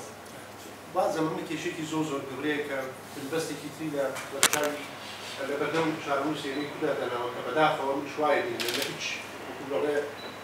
هەردوو سەری بۆمینە قەپات و تاو و شەش دەسان نەکووە من ئەوایە بین ئێستا ئایا جەنابی لەوارەوە چۆن بێتاتەوە ئایا ئەوەش یەکێک نییە لە دەورەکانی بەستی ئەمە یەک دوو پرسیاری دوم لە کاتی کوراچوو من وای دەبینم زۆربەی هەرە زۆری نووسەرانی کورد نەک هەمووی باشەکە بە جەناو نەکەین یا ئەوەیە پەیوەندیمان لەگەڵ ڕابردووی نزیک دووری خۆمانە ڕابردووی دوور بۆ هەموومان دیارنیە بەڵام ڕابردووی نزیک 400 ساڵ کەمتر بۆ نمونە کەم نووسەری کورد ڕەنگە بزانێ ئێمە شتێکمان هەیە بە ناوی دیتی سەیدەوە ئەو تراژدیا گەورە بەرزە باوەڕ ناکەم ڕەنگە ئەگەر لە 100 نووسەری کورد پرسێ ڕەنگە 10 کەسی خوێندی بێتەوە نەک 20 بێت لای دومی بەشی دومیشی ئەوە یەکسەر بازەدا بەسەر ئەو سامانە فەرهەنگێک گەورەی خۆمانە فەرهەنگی زارەکی دەڵێن نەک نووسرا و شتێکە فەرهەنگی زارەکیمان بەهێزە یەکسەر ئەوەی لاسایی دەرەکی دەرەوە زۆربەی ئەو ڕۆمانانێکردن بە دەگمەن نەبێت دیسان بڵێن لاساییکردنەوەیکی کردچووکاڵی دەرەوەیە بۆ کوردستان ڕۆمانەکە بە زمانی کوردی نووسراوە بەڵام هیچ تامبۆیەکی کوردایەتیان نییە کوردیان نییە بە دەگمەن هەیە تاکتو یەکی لەوانە کە نەبێتە دڵڕایی ئەم پیاوەیە کە لێ دەدانشتۆ مۆمۆسەجەبات کە ئەو ڕۆمانەکانی خوێندە و باسەکانی ئێرەیە بەڵام گیر ڕابردوویەکی نزیک نازانم لەو بارەوە جەناب چۆن زۆر سپاس کاکەمەس دکتۆر خەلیل زۆر سپاس بۆ ئەنستیتیوت سپاس بۆ هەردوو دکتۆری بەڕێز سوالی من بۆ دکتۆر مایکلە کێشەی ئێمە بە قەناعەتی ئێمە چارەسەر نابێت ئیلا سەربەخۆی خۆمان لە دەرەوەی ئەو دەوڵەتانە دروست بێت دووەم یعنی ئەو باسێک پارچەیی دەکات من ناڵێم مستەحیلە بەڵام زۆر نزیکی مستەحیلە کە بڵێن ئێمە یەک پارچە ببین و اینجا مافی چارەی خۆنووسین وەربگرینەوە من لێرە دوو پرسیار دەکەم یەکێک بۆ لە کاتی خۆ ملەتی کوردستان حسابی داگیرکەری بۆ نەکرا کە داگیر کراوە و بۆ وەکو شعوبی منتەدەب انتداب لە سەریان بۆ ئەویش وەکو شعبێک لە انتدابی اینجا حەقی مافی چارەنووسین ئەو کاتە زۆر ئاسان بۆ لە میساقی یان ئومە متحیدە ئەو کاتە ئاسانتر و ئێمە تا ئێستا تعریف نەکراوین وەکو نەتەوا و گەلێک و وڵاتێک وەکو سوکان وەکو نیشتە جێبوون یعنی مامەڵە لەگەل ئێمە کرایە نقطەی دووەم سوالی دووەم ئایا مافی سەربەخۆی ناچاری بەڕای دکتۆر مایکل ئێمە ناکرێت دەولیەن ئیستیفادە لەو مافە بکەین لە جیاتی مافی چارەی خۆنووسی ناتوانین لە دەرەوەی ئەو دەوڵەتانە بکەین لە ناو ئەو دەوڵەتانەش بیکەین چی بڵێن وڵا فدرالی وڵا ئەوە هەر چارە نییە ئێمە ئەناسیم ئەو دەوڵەتانەی ئێمە لە ناو دەژین بەڵام ئایا ئەو هەموو تراجیدیای بەسەری کورد ئەو هەموو مەهانەت ئەو هەموو شتە بەسەر ئێماتین ناتوانین بەو مافە ئەو مەبدەع قانونیەن استفادە لێ بکەین مافی چارەی عیلاجی حق الانفصال العلاجي چارەی یعنی مافی سەربەخۆی ناچاری زۆر سپاس بخير فيها بيشان كم بلا من الإنجليزي ويباش تحزورش خوجة تواني termination. Michael, it's nice to see you again. It's been a long time. It was good to hear your speech and the way you say self-determination is give back to second to the integrity of the country which they are, and emphasize on the KRG system. Now, I am asking you a question. Is federalism recognized by international law? That's one. That's one. If it is recognized by international, what right we have under that law as the could defend ourselves? That is my second question. Third, you about the right of the Kurd. As you know, in 1948, in the UN Charter is talked about genocide, and many genocide committed about the Kurd. Why we don't go under that pretext and defend our right for self-determination? Third, you said about KRG institution, the way to be recognized more to build the system which respect the integrity, human right, all the right, and build a system far away from, as you say, corruption and so on. So that we could recognize, bring the recognition more to our rights, but we are being framed under that constitution to be within the federal system. Again, how can we get out of that? Because our right is being dictated by the Supreme Court of Iraq. Thank you. Source pass, Dr. Sama. Kaguri Bihari. It's possible.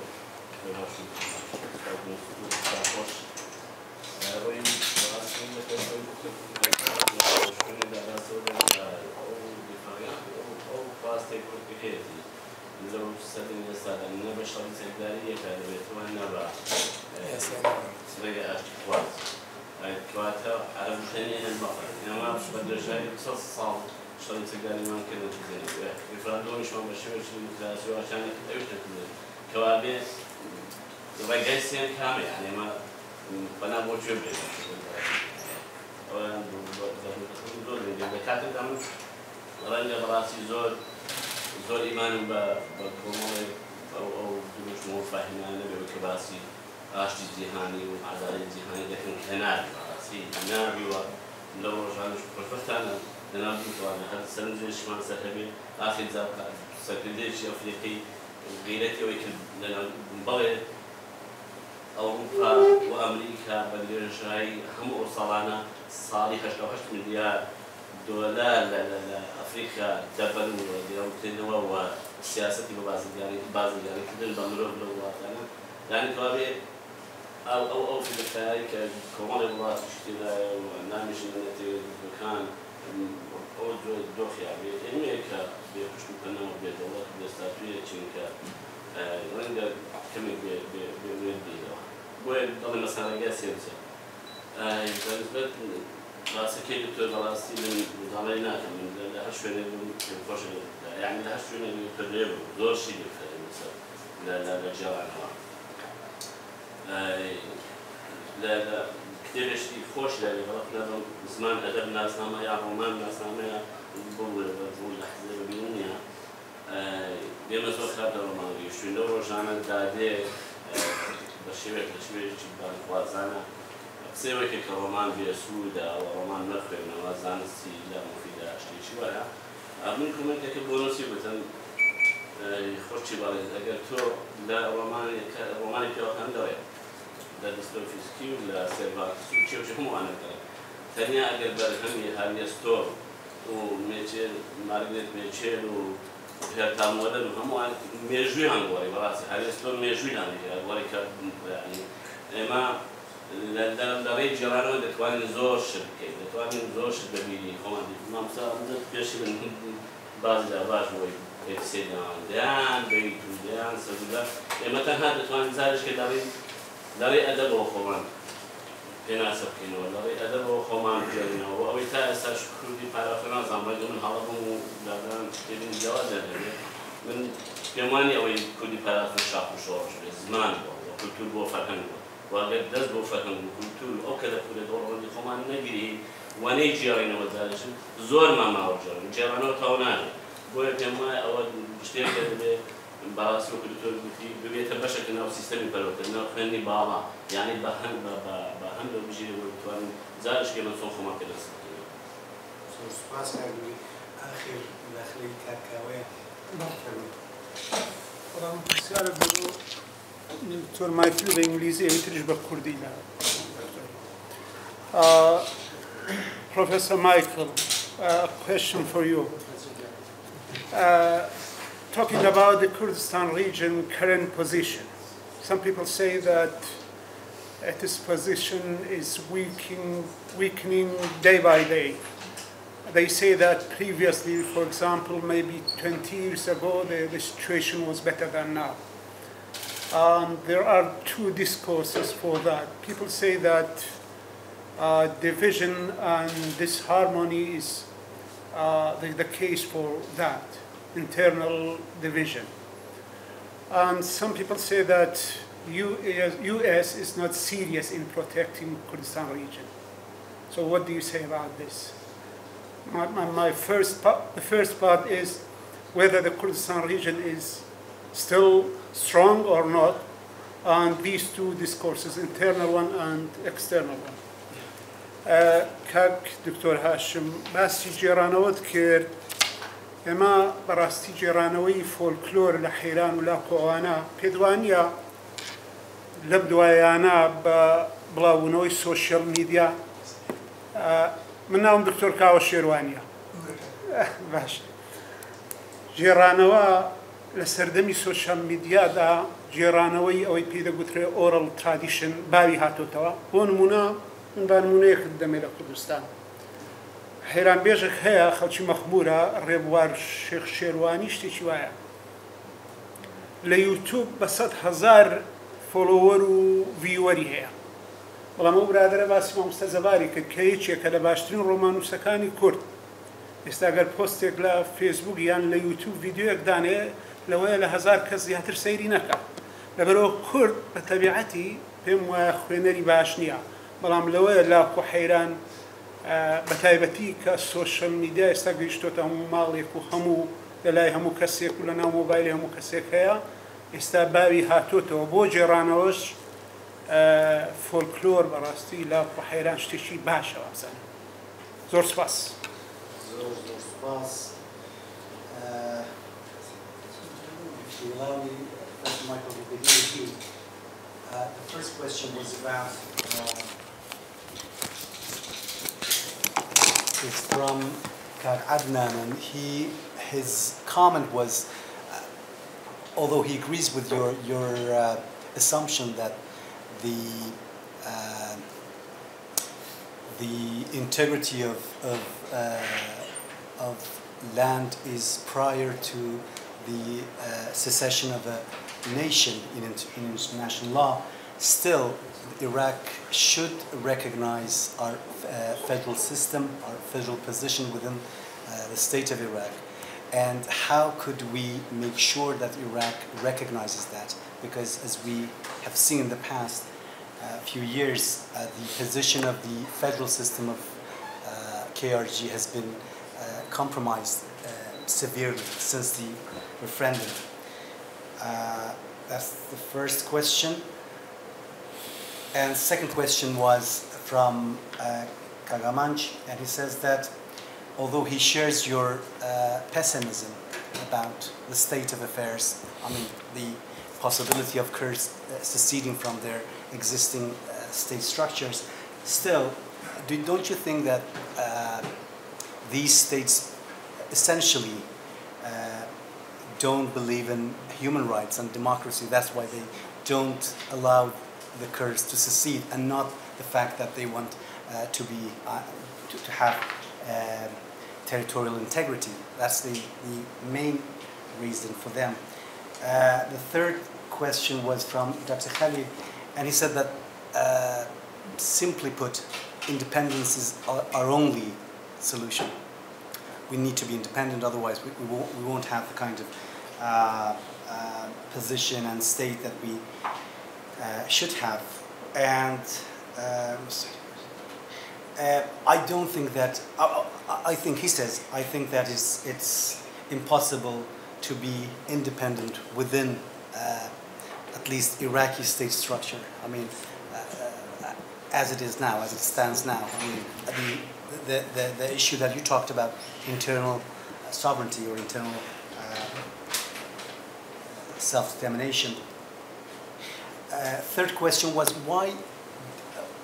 weren't Kurds seen as occupied nations, as other nations like Palestinians or other nations? Why the status of the Kurds is something else within the international law? What was your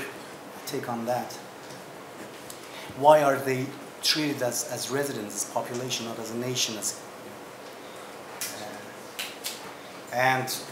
his suggestion is that our solution is why not go for the right to self-determination as the last option, as a necessary option. The fourth comment was from Dr. Saman, I think, and he said that it was in English. Okay, I should actually translate it back into Kurdish, and I won't. So we had Kak Nuri Bekhali, and he said, if not war, not peace is the solution, so what is the solution? What is it you're suggesting that we should do? What kind of path we should take to, plainly? The last question was from Dr. Kaur, which I'm not going to translate because you have already noticed that. He said that there are two reasons for the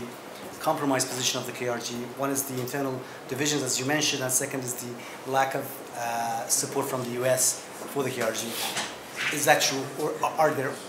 other reasons for that? Did I make sense, Professor? Thank you. Yeah, sure. You go ahead. How often do I stop, or do I just keep talking? Like you did before. That would be excellent. Okay, you've given me enough material to write my next 5 books. So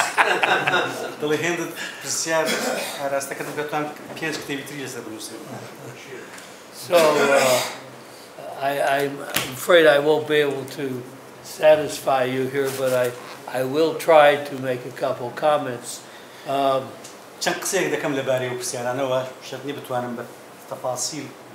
And please correct me if I don't fully remember everything you said. But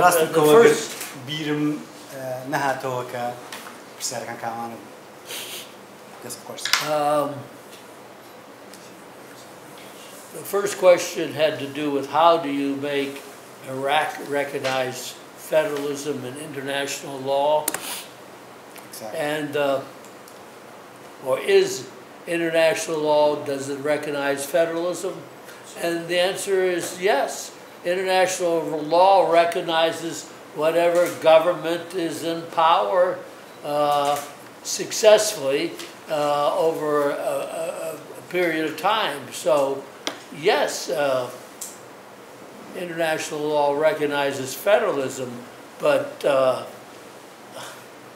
what does that mean? How do you interpret it? And your constitution, frankly, the Iraqi constitution is an amazing document for the Kurds, and it's up to you to use that document to give yourself some standing in international relations. So you're going to have to do it by your own actions. International law is not going to give it to you. And unfortunately, as you well know, the Kurds have no friends but the mountains. And there's no one who is particularly interested in helping the Kurds, because helping the Kurds will dismantle the other countries. لبالي بسياري دكتور سامان طبعا قربيته ياساني دونتي داك وكيلة فيدراليزم دكات لە پشتی دەوەستێ بەڵام بەڕوویەکی دیکەوە یاسای نێودەوڵەتی داکۆکی لە هەر نظامی هەر دەسەڵاتێک دەکات کە مستەقر بێت کاری بۆ حەقیەوەی نییە کە چنەوە سیستەمێکە بەقەناعەتی من ئەو ئێوە دەتوانن بیکەنەوەی کە ئیستیفادە لەو دەستورە بکەن کە حتانە کە دەستورێکی یەک جارێک جار باشەی عێراق بۆی کە جۆرێک لە پێگە لە پێوەدی نێودەوڵەتەکان وەربگرن. Yes. Now, you asked about the United States.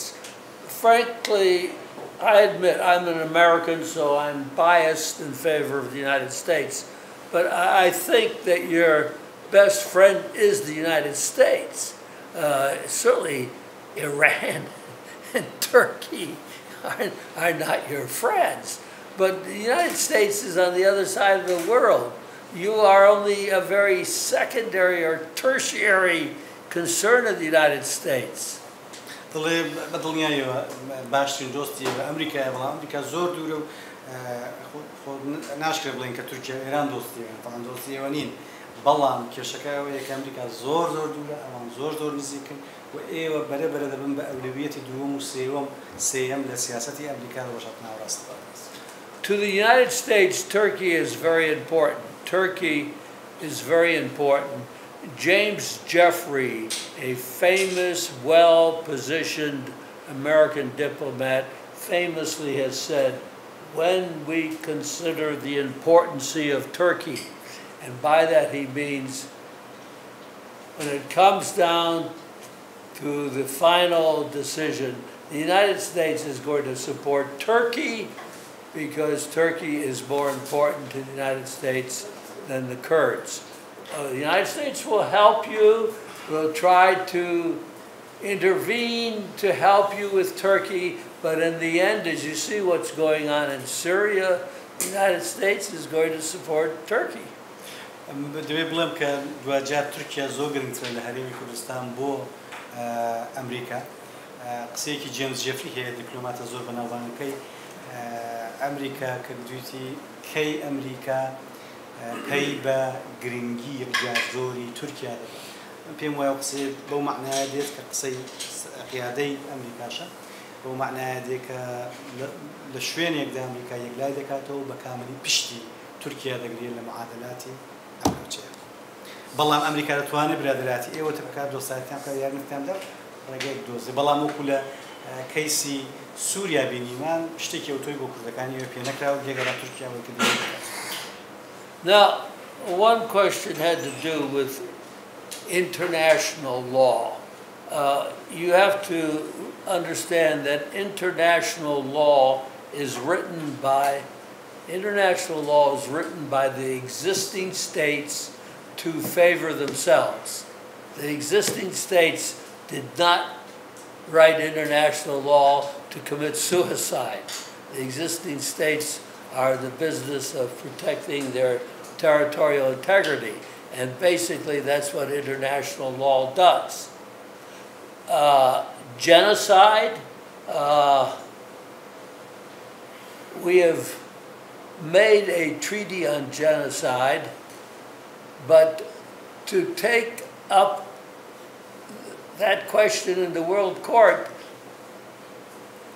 both parties have to agree to go to the World Court. It's a matter of jurisdiction. The World Court does not have jurisdiction if both sides don't want to go to the World Court. Now we have the International Criminal Court. Maybe you have a better chance with that. But again, look what Russia has done in Ukraine. It's okay, go on. I am appalled. I am so sad about the state of international law. Maybe the most important thing in the United Nations Charter is Article 2, Paragraph 4, that says that the use or even the threat of the use of force is illegitimate. It's not allowed. Look what has happened in Ukraine. Russia attacks Ukraine, and most of the countries in the world don't particularly care because it doesn't interest them. Russia gets away with it. And why does Russia get away with it? Look what the United States did. In 2003, the United States attacked Iraq without authorization from the United Nations. That was illegal, frankly. What the United States did to Saddam Hussein was illegal under international law. Because you're not allowed to attack another country without the authorization of the United Nations. And to defend the Kurds, the states of the United Nations are just not going to do that. یەک بەنسبەت یاسانی و دەوڵەتی لەلایەن ئەو دەوڵەتانە نووسراوە کە خۆیان وجودیان هەیە وەکو دەوڵەت کە تورکیا و ئێران و ئەوانەش بەشێکن تەواان ئەوانە کە یاسانی دەوڵەتیان بەو شێوەیە کە هەیە نووسیوە خۆ ناچن ئینتحار بکەن کە قبول بکەن کە خەڵک میلەتی تر لیان جێبێتەوە ڕێگە نادەن نابێ ئومێدتان ئەوە بێ بەنسبەت جینۆساید ئەوەی کە کورد بتوانانی استفادەی لێ بکات جارێ یەک زۆر بە زەحمەت دەکرێت ئەوە بکرێت شوێنێکمان هەیە ICC International محکمەی جینایی عالمی کە هەر خۆی کێشەی هەیە ئەمریکا بەشێک نییە لێ یعنی هەتا ئێستا قبوڵی نەکردو چکە بە پێوەری ICC دەبێت ئەمریکا خۆشی بدرێت بە محکەمە اینجا سەیری رووسیا بکەن کە چی بەسەر ئوکرانیا هاتوو بە پێوەری یاسای نێودەوڵەتی کێشەی زۆر گەورەی هەیە رووسیا دەکرا وەکو جینۆساید حساب بکرێت بەڵام بۆ ئێوە رووسیا سیر دەکەن بۆچی ئەمریکا سیر ناکەن کە پێی یاسای نێودەوڵەتی تاوانی کرد کاتێک کە سەدامی دەخات چکە هیچ پاڵپشتێکی نێودەوڵەتی نەبوو پاڵپشتی UNیشی نەبوو بۆیە دەبێ خۆتان ئیستیفادە لە ئەو زمینانە بکەن کە هەیە لە یاسای نێودەوڵەتی. Yes. You asked me about the Palestinians, and I will also talk about the South Africans. The United Nations made in its history 2 exceptions to the rule about self-determination taking second place to territorial integrity. That was on the Palestinians and the Black South Africans. There are United Nations resolutions recognizing that the Palestinians have the right of self-determination and the South African blacks have the right of self-determination. And those 2 recognitions go against territorial integrity. And why was that possible? Because as you all know, the Palestinians have the support of the Arab states, 22 of them, and the South Africans had the support of the African states, 54 by last count. The Kurds, as you know, have no friends but the mountains. There is nobody supporting the Kurds except the United States. And I've told you, the United States support is very secondary, very third place. You are Henry Kissinger, whom I admire, not because he's a great friend and humanitarian, but because he is a realistic student of power politics. You understand the truth when you read Henry Kissinger. And the truth is that international law takes second place to power politics. And you are a victim of your geographical position, and you are surrounded by enemies, Turkey, Iran, and the Arabs, and they are not in the interest of making you independent. And I conclude, I am absolutely amazed how much you have compared to my pessimistic presentation here. You have the KRG, which in the past would have been considered absolutely impossible. It is up to you to make the KRG work. And there are all kinds of clever things you can try to do, but the most clever thing is to cooperate with each other. Don't give the Turks and the Iranians the ability to play Kurd against Kurd, divide and rule. That's what you're doing right now. And the United States itself will be more impressed if you have a unity among the Kurds. But even if you have a unity among the Iraqi Kurds, then you have the PKK. I'm associated with the PKK. Don't tell the Americans that. But I am, and I am appalled every day. The PKK tells me there are terrible people who live to the south of Turkey. They mean you. And that the Iraqi Kurds are not cooperating with the PKK. So that gives an enormous opportunity to Turkey to play Kurd off against Kurd. And so what am I concluding? Again,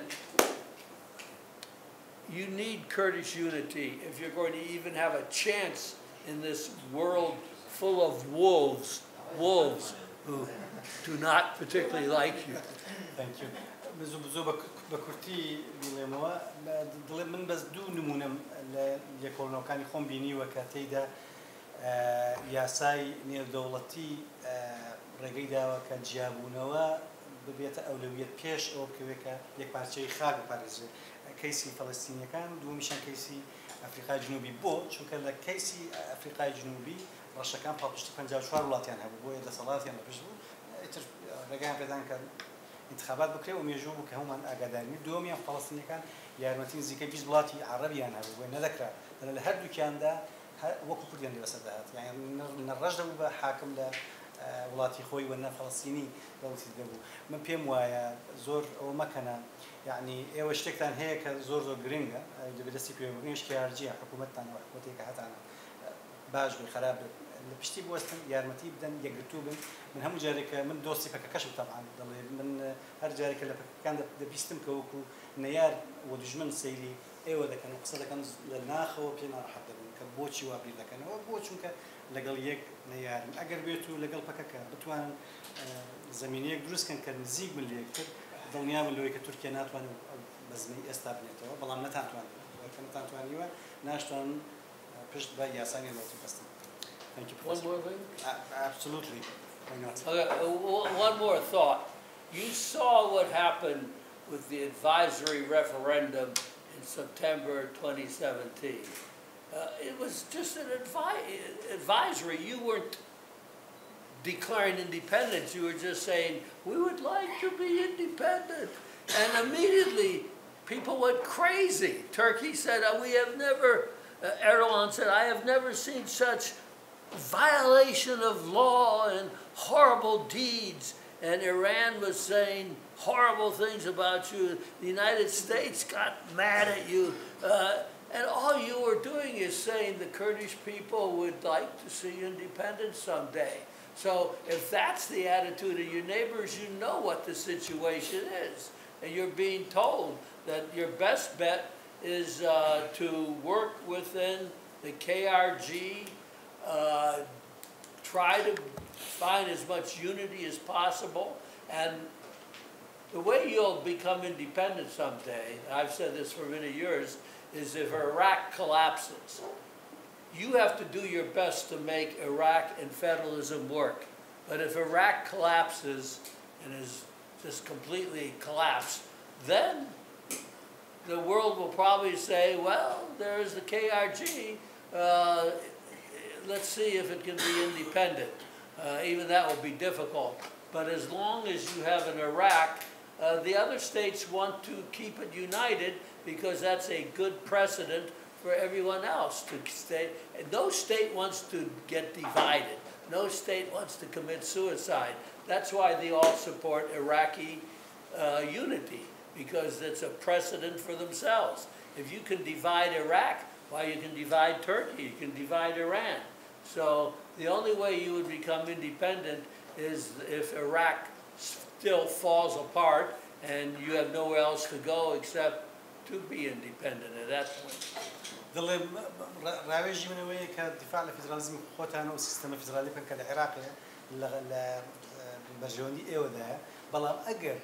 ڕۆژێک داهات و عێراق وەکو دەوڵەت ڕووخا شانسێکی زۆر باشتان دەبێت کە بۆ خۆتان سەربەخۆ بن ئەو کات. بەحسی فێدرالیزمی کە لە ڕەفرەندەمەکە ئەوە بەسی ڕێفراندۆمەکەش مهم بوو لێرەوە هێنای بۆ داخلی هەمووی باش ئەوە مهم بوو بەسەرچە دەڵێ هەر سەیرکەن کاتێکە ئێوە داوای ئەوەتان کرد جیابوونتان کرد لە ڕێفراندۆمدا ڕێفراندۆمەکەتان باینندینگ نەبوو یعنی ئەوە نەبوو کە یەکسەر سەربەخۆ بن ئەدڤایزری بوو واتە ڕاوێژکاری بوو لە خەڵک دەپرسی کە تێ چ بکەین کەچی بەس ناوتان هێنا دنیا کەوتە دژایەتتان بۆ چونکە مۆزەکە بەس تورکیا نییە هیچ دەوڵەتێک نایەوێت بەش بێ ئەردۆغان تەبعاً هەرەموان زیاتر دژایەتی کرد بەس تورکیا نییە هیچ دەوڵەتێک نییە بڵێ من دەبێت بەش بوو هەتا دەوڵەتانی کە لە دەرەوەی ێرەشن بۆیە دژایەتێکی یەکجار ڕاستەوخۆ و با بڵێن زۆر کرا ئەوەی کە هەیە ئێوە دۆستان نییە بەڕاستی ئەوەی هەتانە شاخن بۆی دەبێت ئەو شتانتە لە بەرچاو شاخش دوست نیست.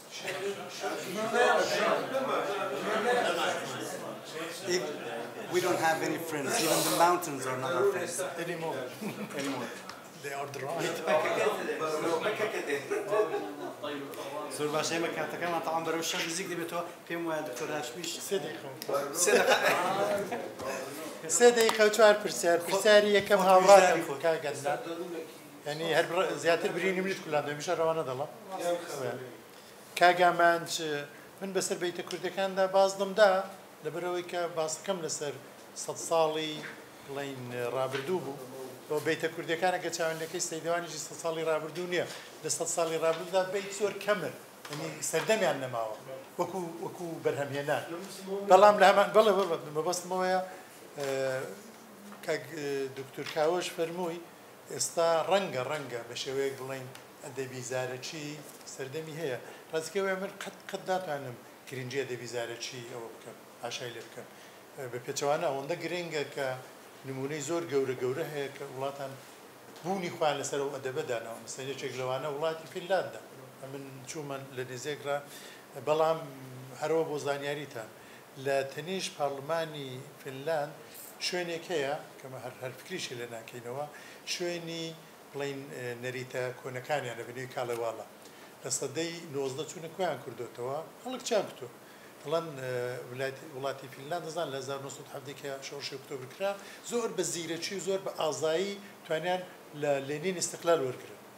بەڵام ئەوە پشتیوانیی زۆری و پشتیوانەکەی سەدەی 19 بوو کە کابرایەک بە گۆچانی ماڵ بە ماڵ دەگەڕا بزانێ دابوونەریتیان چۆنە نۆروێژیش تا ڕادەیەکی زۆر ئەو جوورەیە من هیوادارم ئەمە توانی بێتمانەوە بکەین بڵێن تاکوتەرە سەرەن کاکسەلاحی پایانیانی لە مابات فەرەنجی زارەکی موکریان هەنگاوێکە بۆ شتەی بەڵام شتی کوردی بەداخەوە ئەو هارمۆنیە ئەوەی کە هەموو بەلا خەریک بێکەوە نیمانە ئۆرگانیزیشن نییە هەر خودی مەسلەکە زۆر پێچەڵپێچە ئەو چوار بەش بوونە و تەنها مەسەلەن تا ڕادەیەکی یارمەتی درراوە مەسەلەن لە ڕۆژەڵات چاپی دەکردن لێرە موکریانی زەحمەتی شامووی بۆ چاپکردن بەڵام لەوەی گرنگتر ئەوەیە کە سنەتی کتێبخوێنی لە نێومەدا چەندەیە ئێستا کاک دکتۆر کاوە گرنگە مەسەلەن یوتیوب و چیوانە بەڵام ئەمن کە باسی 100 ساڵە دەکەم مۆرچی 100 ساڵەی خوێندەواریە کە ئەمە هەر تێدا بەڕاستی لاوازین مثلا لەو ڕۆژنامانە چاو لێ بکە لە هەموو مثلا عوسمانیەکان لە سەرەتاکانی سەدەی 19 ڕا هەردەوام ڕۆژنامە ئێرانەکان لە 1930 چیڕە بەردەوام ڕۆژنامە هێگەل قسێکی هەیە دەڵە لە سەردەمی نوێدا خەڵک بەیانان کە هەڵدەسن لە باتەوەی کە نوێژێ بکەن ڕۆژنامەی دەخوێنەوە ئێمە ئەومان نەکردو بەڕاستی چاکەوەمان نەکرد ئێستا ڕۆژنامە نییە خەڵکی سا ڕۆژنامەی دەخوێنێتەوە بەڵام ئەو جوورەی کە دەباز زمانێک خوێنرابەوە نییە شتی دیکە هاتووە بەڵام لەوەیدا چەندە سەرکەوتوین لەوەشدا ئەوەندە سەرکەوتوونین لەبەرەوەی کە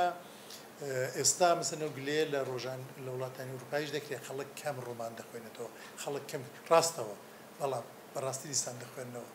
ینی مەسەلا مەگە بچینە دیپارتمنتی ئەدەبی لە هەر وڵاتێکی ئەوروپایی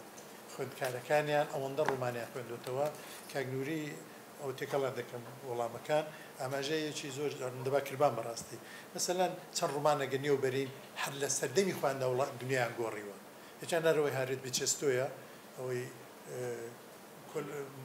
ئەنکل تامز کابین کولبەی نازانم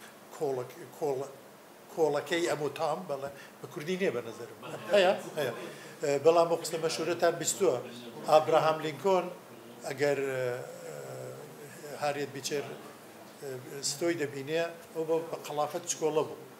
دەڵە ئەم ژنە چکۆڵەیە ئەم شەڕە گەورەی ساز کردووە یعنی کۆتایی بەردەداری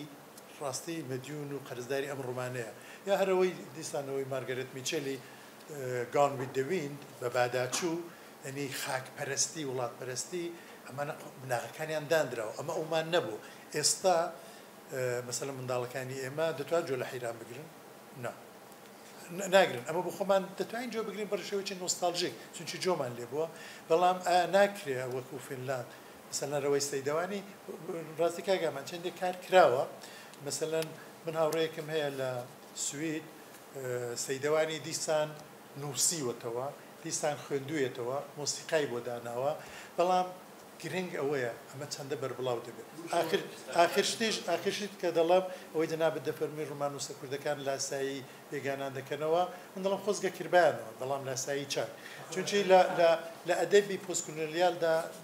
باسێک هەیە ئەوە ژەوەیە کە بەو شتانەمان نەبوو خۆ گوناح نییە چ بکەین ئەو ناوانێ مندایان بەم نەبوونە هیچ تاوان نییە نەبوودی لێرە بەڵام لاسان بکەینەوە بە معنایەوەی کە لیان فێربین ئەو دەمی ڕۆمانی چاک دەنووسین چونچی ڕۆمان شتێکی بتەوێنێتەوە ڕۆژاواییە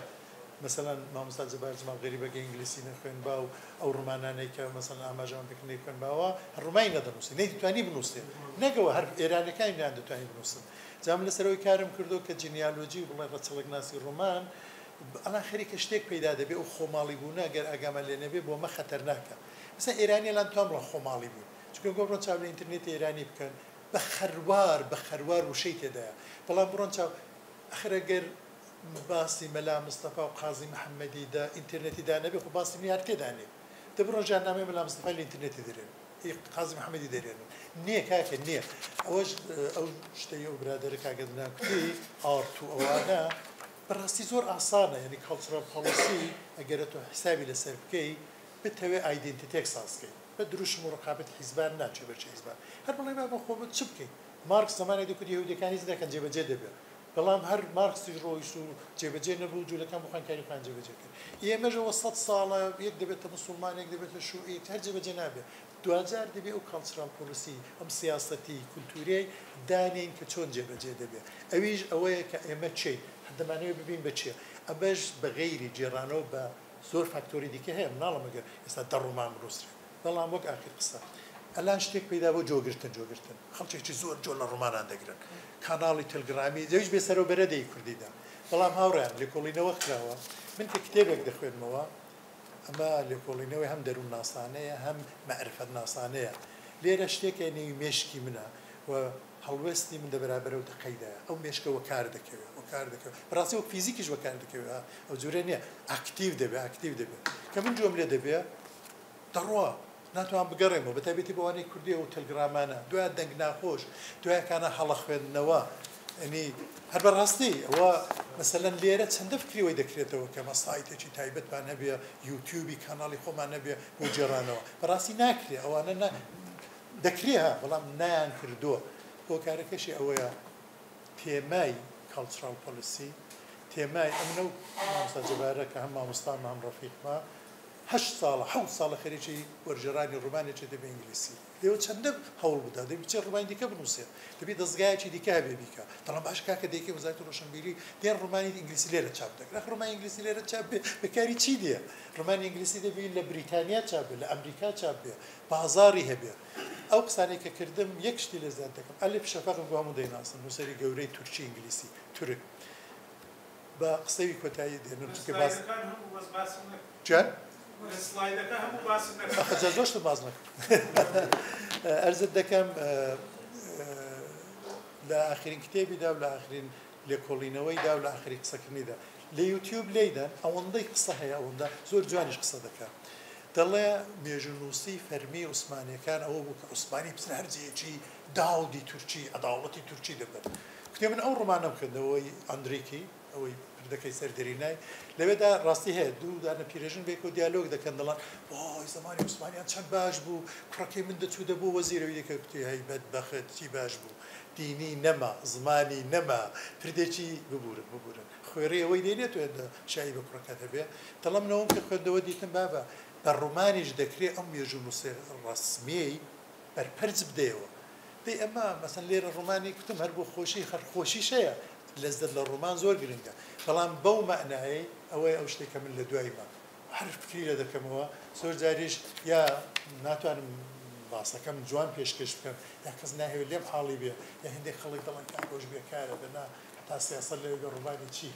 بە قسەی کچەکەشم بژێنمەوە کچەکەم جار